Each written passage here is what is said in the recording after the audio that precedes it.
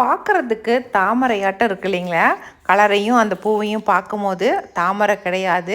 இது வந்து சேஞ்சிங் ரோஸுன்னு சொல்லுவோம் இல்லைங்களா? அதுதான் 80s காலத்தில் இருக்கிறவங்களாம் இருந்தாங்க, கட்டாயமாக அவங்களுக்கு தெரியும். ஏன்னா அந்த காலகட்டங்களில் வந்து ஸ்கூலுக்கு எல்லாருமே இதுதான் வச்சுட்டு போவோம். ஏன்னா காலையில் டைமில் நல்லா ஒயிட்டாக இருக்கும். அப்படியே டைம் ஆக ஆக ஒரு 11 மணி 12 மணிக்கெலாம் அப்படியே லைட் ரோஸாக ஆகும். அப்புறம் சாயந்தரத்துல நல்லா டார்க் பிங்க் ஆயிரும். அந்த ரோஸ் தாங்க சேஞ்சிங் ரோஸ் தான் இந்த செடி. அதுலேருந்து கட்டிங் போட்டு எடுத்து வைக்கலாம் அப்படின்ட்டு இன்றைக்கி வந்து கட் பண்ணிட்டேன். ஏன்னா எக்ஸ்ட்ரா குச்சிங்கெல்லாம் அங்கேயும் இங்கே அப்படி சாஞ்சு போய் இருந்துச்சு. அதை ஏன் வேஸ்ட்டு பண்ணோம் அப்படிங்கிறதுக்காக தான் கட் பண்ணிட்டேன்.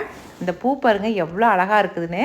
இந்த பூவை பறிச்சுட்டு போய் நான் எங்கள் வீட்டில் இருக்கிற சாமிக்கு தான் வைப்பேன். ஏன்னா ஒரு பூ ஒன்றும் பெரிய பெரிய சைஸாக இருக்கா, சாமிக்கு வச்சா பார்க்குறதுக்கே அவ்வளோ அழகாக இருக்கும்.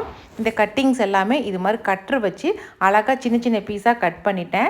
நீங்கள் கொடுவாலெலாம் வெட்டினீங்கன்னா வேஸ்ட்டாக போயிடும். இது மாதிரி கட்டரில் கட் பண்ணால் தான் அழகாக இருக்கும். இதை வந்து நம்ம ஒரு கவரில் வந்து மண் போட்டு அதில் எல்லாம் சொருகி வச்சிட்டோமாக்கா எல்லா துளிர் எடுத்து வந்துடும். இது மாதிரி நல்லா துளிர் வந்ததுக்கப்புறம் கட்டாயமாக எல்லாருக்குமே நான் கொடுக்குறேன்.